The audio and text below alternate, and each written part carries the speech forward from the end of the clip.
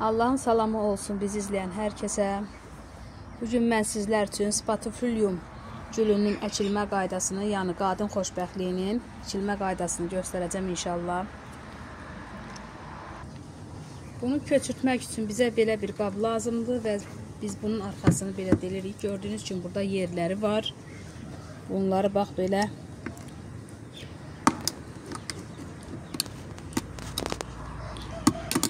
buradan delik açmağa çalışırıq, bax belə. Çünki artıq suyunu buradan axıtsın. Güllərin qabında su qaldıqda başlayır güllərdə çürümə yaradır. Ona görə də lap çox da suyu vermək lazım deyil. Bu gül suyu çox sevmir. Az suyu istəyir.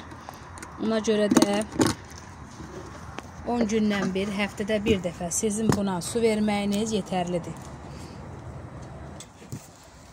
Yine həmişə qeyd elədiyim kimi torpağını tökürük və gülümüzü qabdan çıxardırıq.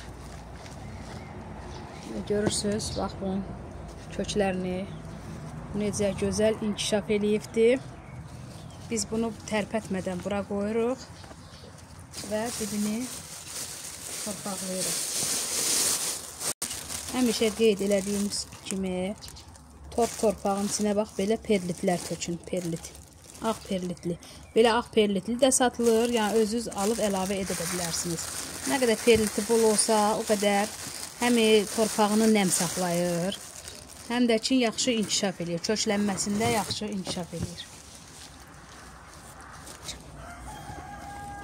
Torpaqlarını bax belə. Gördünüz, bax belə torpaqlarını belə yumuşaq eləyir. Bax belə, bunu da belə əksik. İndi biz bunun can suyunu verəcəyik. Yəni onu da qeyd edeyim ki, çox lazım deyil. Bəs eləyir. Bu qədər bəs eləyir.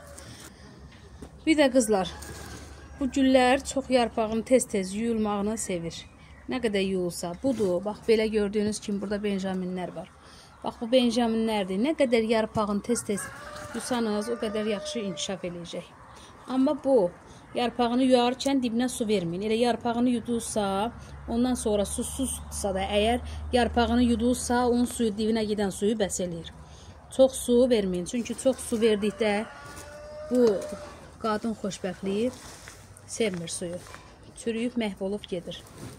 Bu qədər. Məni izlədiyiniz üçün təşəkkürümü bildirirəm. Kanalıma abunə deyilsə, kanalıma abunə olmağınızı xahiş edirəm. Yorumlarınızı gözləyirəm. Özünüzə yaxşı baxın, Allaha əmanət olun.